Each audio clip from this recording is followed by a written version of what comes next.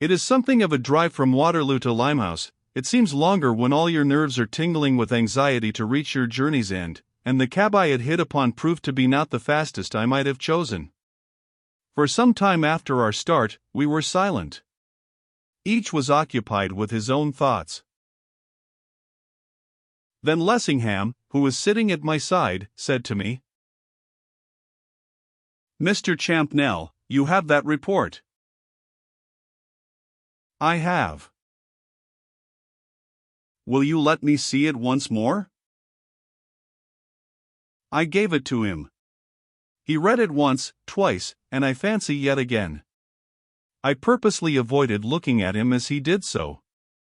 Yet all the while I was conscious of his pallid cheeks, the twitched muscles of his mouth, the feverish glitter of his eyes. This leader of men, whose predominant characteristic in the House of Commons was immobility, was rapidly approximating to the condition of a hysterical woman. The mental strain which he had been recently undergoing was proving too much for his physical strength. This disappearance of the woman he loved bade fair to be the final straw. I felt convinced that unless something was done quickly to relieve the strain upon his mind, he was nearer to a state of complete mental and moral collapse than he himself imagined.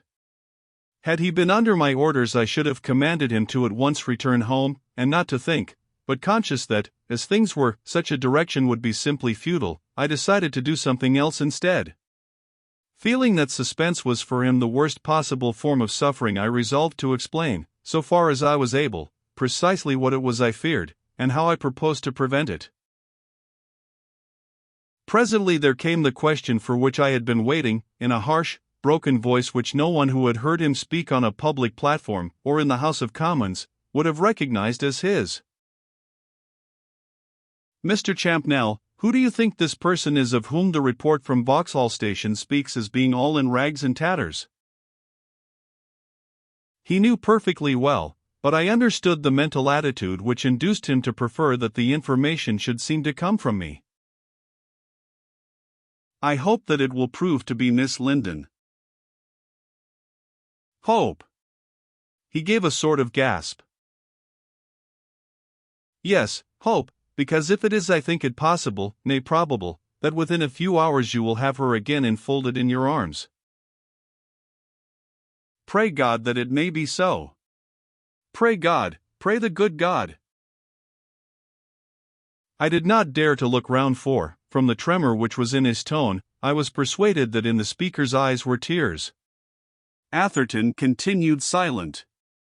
He was leaning half out of the cab, staring straight ahead, as if he saw in front a young girl's face, from which he could not remove his glance, and which beckoned him on. After a while Lessingham spoke again, as if half to himself and half to me. "This mention of the shrieks on the railway, and of the wailing noise in the cab, what must this wretch have done to her? How my darling must have suffered!" That was a theme on which I myself scarcely ventured to allow my thoughts to rest. The notion of a gently nurtured girl being at the mercy of that fiend incarnate, possessed, as I believed that so-called Arab to be possessed, of all the paraphernalia of horror and of dread, was one which caused me tangible shrinkings of the body. Whence had come those shrieks and yells, of which the writer of the report spoke, which had caused the Arab's fellow passengers to think that murder was being done? What unimaginable agony had caused them? What speechless torture? And the wailing noise, which had induced the prosaic, indurated London cabman to get twice off his box to see what was the matter, what anguish had been provocative of that? The helpless girl who had already endured so much, endured, perhaps, that to which death would have been preferred, shut up in that rattling, jolting box on wheels, alone with that diabolical Asiatic, with the enormous bundle, which was but the lurking place of nameless terrors. What might she not, while being born through the heart of civilized London, have been made to suffer? What had she not been made to suffer to have kept up that continued wailing noise? It was not a theme on which it was wise to permit one's thoughts to linger, and particularly was it clear that it was one from which Lessingham's thoughts should have been kept as far as possible away. "Come, Mr. Lessingham, neither you nor I will do himself any good by permitting his reflections to flow in a morbid channel. Let us talk of something else. By the way, weren't you due to speak in the House tonight? Due, yes, I was due, but what does it matter? But have you acquainted no one with the cause of your non-attendance? Acquaint, whom should I acquaint? My good sir. Listen to me, Mr. Lessingham. Let me entreat you very earnestly to follow my advice.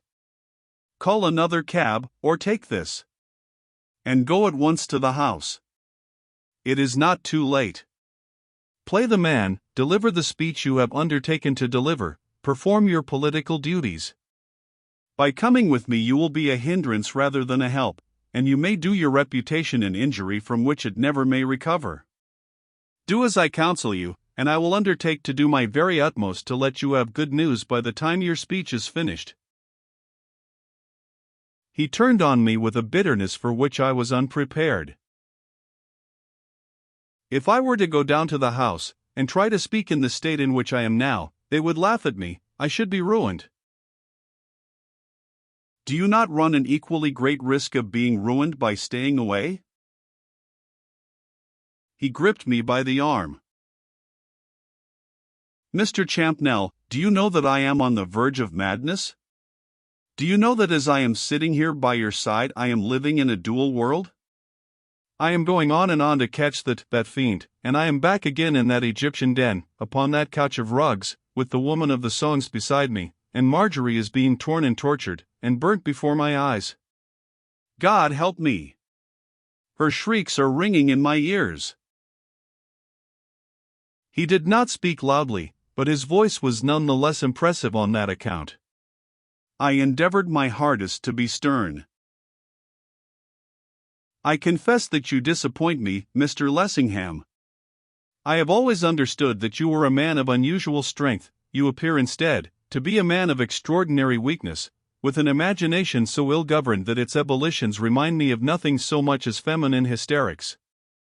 Your wild language is not warranted by circumstances. I repeat that I think it quite possible that by tomorrow morning she will be returned to you. Yes, but how? As the Marjorie I have known, as I saw her last, or how? That was the question which I had already asked myself. In what condition would she be when we had succeeded in snatching her from her captor's grip? It was a question to which I had refused to supply an answer. To him I lied by implication. Let us hope that, with the exception of being a trifle scared, she will be as sound and hale and hearty as ever in her life. Do you yourself believe that she'll be like that, untouched, unchanged, unstained? Then I lied right out. It seemed to me necessary to calm his growing excitement. I do. You don't. Mr. Lessingham. Do you think that I can't see your face and read in it the same thoughts which trouble me? As a man of honor, do you care to deny that when Marjorie Linden is restored to me, if she ever is, you fear she will be but the mere soiled husk of the Marjorie whom I knew and loved? Even supposing that there may be a modicum of truth in what you say, which I am far from being disposed to admit, what good purpose do you propose to serve by talking in such a strain? None, no good purpose, unless it be the desire of looking the truth in the face.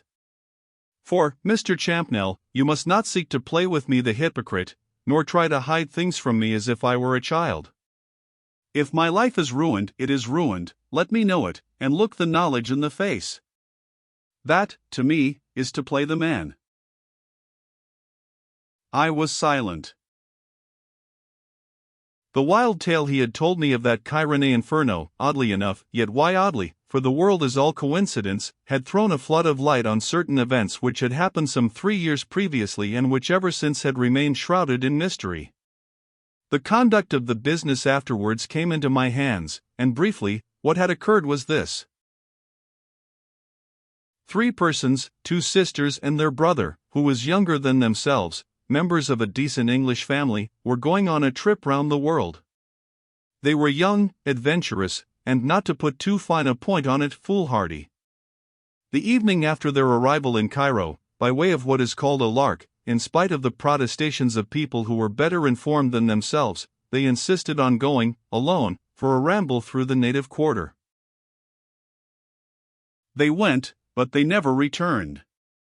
Or, rather, the two girls never returned. After an interval, the young man was found again. What was left of him? A fuss was made when there were no signs of their reappearance, but as there were no relations, nor even friends of theirs, but only casual acquaintances on board the ship by which they had traveled, perhaps not so great a fuss as might have been was made. Anyhow, nothing was discovered. Their widowed mother, alone in England, wondering how it was that beyond the receipt of a brief wire, acquainting her with their arrival at Cairo, she had heard nothing further of their wanderings, placed herself in communication with the diplomatic people over there, to learn that, to all appearances, her 3 children had vanished from off the face of the earth. Then a fuss was made, with a vengeance.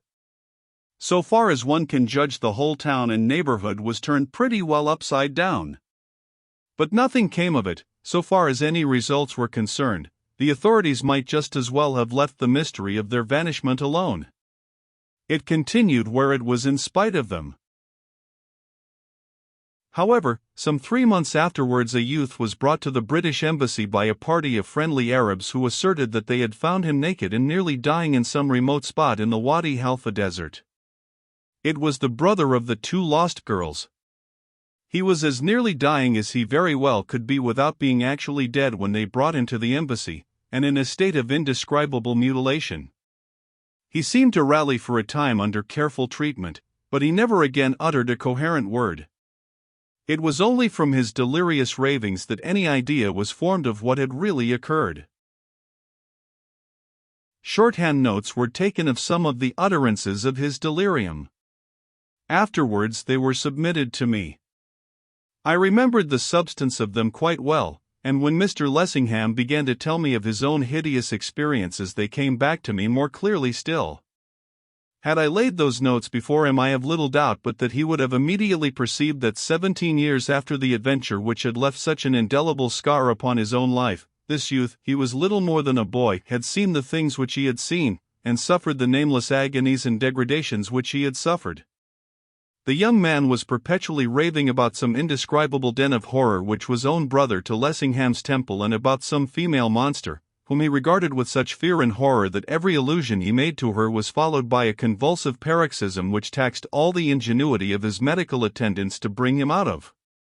He frequently called upon his sisters by name, speaking of them in a manner which inevitably suggested that he had been an unwilling and helpless witness of hideous tortures which they had undergone, and then he would rise in bed, screaming, "They're burning them! They're burning them! Devils! Devils!" And at those times it required all the strength of those who were in attendance to restrain his maddened frenzy. The youth died in one of these fits of great preternatural excitement, without, as I have previously written, having given utterance to one single coherent word, and by some of those who were best able to judge it was held to have been a mercy that he did die without having been restored to consciousness. And, presently, tales began to be whispered about some idolatrous sect, which was stated to have its headquarters somewhere in the interior of the country, some located it in this neighborhood, and some in that, which was stated to still practice, and to always have practiced, in unbroken historical continuity, the debased, unclean, mystic, and bloody rites of a form of idolatry which had had its birth in a period of the world's story which was so remote, that to all intents and purposes it might be described as prehistoric.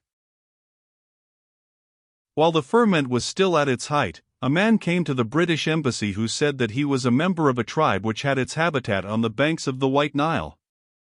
He asserted that he was in association with this very idolatrous sect, though he denied that he was one of the actual sectaries. He did admit, however, that he had assisted more than once at their orgies, and declared that it was their constant practice to offer young women as sacrifices, preferably white Christian women, with a special preference, if they could get them, to young English women. He vowed that he himself had seen with his own eyes English girls burnt alive. The description which he gave of what preceded and followed these foul murders appalled those who listened. He finally wound up by offering, on payment of a stipulated sum of money, to guide a troop of soldiers to this den of demons, so that they should arrive there at a moment when it was filled with worshippers, who were preparing to participate in an orgy which was to take place during the next few days. His offer was conditionally accepted. He was confined in an apartment with one man on guard inside and another on guard outside the room. That night the sentinel without was startled by hearing a great noise and frightful screams issuing from the chamber in which the native was interned. He summoned assistance. The door was opened. The soldier on guard within was stark, staring mad. He died within a few months, a gibbering maniac to the end. The native was dead. The window, which was a very small one, was securely fastened inside and strongly barred without. There was nothing to show by what means entry had been gained. Yet it was the general opinion of those who saw the corpse that the man had been destroyed by some wild beast. A photograph was taken of the body after death, a copy of which is still in my possession. In it are distinctly shown lacerations about the neck and the lower portion of the abdomen, as if they had been produced by the claws of some huge and ferocious animal. The skull is splintered in half a dozen places, and the face is torn to rags. That was more than 3 years ago. The whole business has remained as great a mystery as ever. But my attention has once or twice been caught by trifling incidents, which have caused me to more than suspect that the wild tale told by that murdered native had in it at least the elements of truth, and which have even led me to wonder if the trade in kidnapping was not being carried on to this very hour, and if women of my own flesh and blood were not still being offered up on that infernal altar. And now, here was Paul Lessingham, a man of worldwide reputation, of great intellect, of undoubted honor, who had come to me with a wholly unconscious verification of all my worst suspicions. That the creature spoken of as an Arab, and who was probably no more an Arab than I was, and whose name was certainly not Mohammed el-Khair, was an emissary from that den of demons, I had no doubt. What was the exact purport of the creature's presence in England was another question. Possibly part of the intention was the destruction of Paul Lessingham, body, soul and spirit. Possibly another part was the procuration of fresh victims for that long-drawn-out holocaust. That this latter object explained the disappearance of Miss Linden I felt persuaded.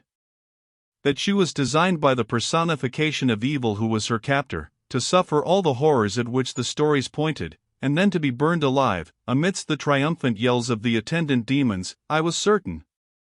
That the wretch, aware that the pursuit was in full cry, was tearing, twisting, doubling, and would stick at nothing which would facilitate the smuggling of the victim out of England, was clear. My interest in the quest was already far other than a merely professional one. The blood in my veins tingled at the thought of such a woman as Miss Linden being in the power of such a monster. I may assuredly claim that throughout the whole business I was urged forward by no thought of fee or of reward. To have had a share in rescuing that unfortunate girl, and in the destruction of her noxious persecutor, would have been reward enough for me. One is not always, even in strictly professional matters, influenced by strictly professional instincts. The cab slowed. A voice descended through the trapdoor. "This is Commercial Road, sir. What part of it do you want?" "Drive me to Limehouse Police Station." We were driven there. I made my way to the usual inspector behind the usual pigeonhole. "My name is Champnell. Have you received any communication from Scotland Yard tonight having reference to a matter in which I am interested?" "Do you mean about the Arab?" "We received a telephonic message about half an hour ago." Since communicating with Scotland Yard, this has come to hand from the authorities at Vauxhall Station. "Can you tell me if anything has been seen of the person in question by the men of your division?" I handed the inspector the report. His reply was laconic. "I will inquire." He passed through a door into an inner room and the report went with him. Beg pardon, sir, but was that a Harab you was talking about to the inspector? The speaker was a gentleman unmistakably of the guttersnipe class. He was seated on a form. Close at hand hovered a policeman whose special duty it seemed to be to keep an eye upon his movements.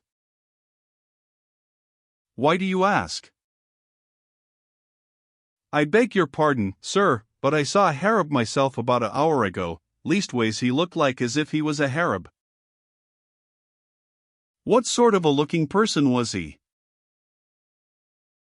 I can't hardly tell you that, sir, because I didn't never have a proper look at him, but I know he had a bloomin' great bundle on his 80. It was like this, I was comin' round the corner, as he was passin', I never see him till I was right atop of him, so that I accidentally run agin him, my high. Didn't he give me a downer? I was down on the back of my EAD in the middle of the road before I knew where I was, and he was at the other end of the street. If EAD ain't knocked me more en arf silly I'd been after at him, sharp, I tell you. And haste him what he thought he was doin' of, but afore my senses was back agin he was out o' sight, clean. You are sure he had a bundle on his head? I noticed it most particular. How long ago do you say this was? And where? About an hour ago, perhaps more, perhaps less. Was he alone? It seemed to me as if a cove was a follerin' him, leastways there was a bloke as was keepin' close at his heels, though I don't know what his little game was, I'm sure. Ask the pleesman, he knows everythink, the pleesman do. I turned to the pleesman. Who is this man? The pleesman put his hands behind his back and threw out his chest. His manner was distinctly affable. Well, he's being detained upon suspicion. He's given us an address at which to make inquiries, and inquiries are being made. I shouldn't pay too much attention to what he says if I were you. I don't suppose he'd be particular about a lie or two. This frank expression of opinion re-aroused the indignation of the gentleman on the form. There you hare. At it again. That's just like you peelers, you're all the same. What do you know about me, a nothink? This gentleman ain't got no call to believe me, not as I knows on, it's all the same to me if he do or don't, but it's truth what I'm sayin', all the same. At this point the inspector reappeared at the pigeonhole. He cut short the flow of eloquence. Now then, not so much noise outside there. He addressed me. None of our men have seen anything of the person you're inquiring for, so far as we're aware.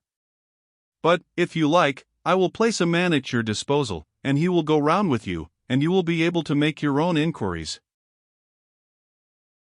A capless, wildly excited young ragamuffin came dashing in at the street door. He gasped out, as clearly as he could for the speed which he had made.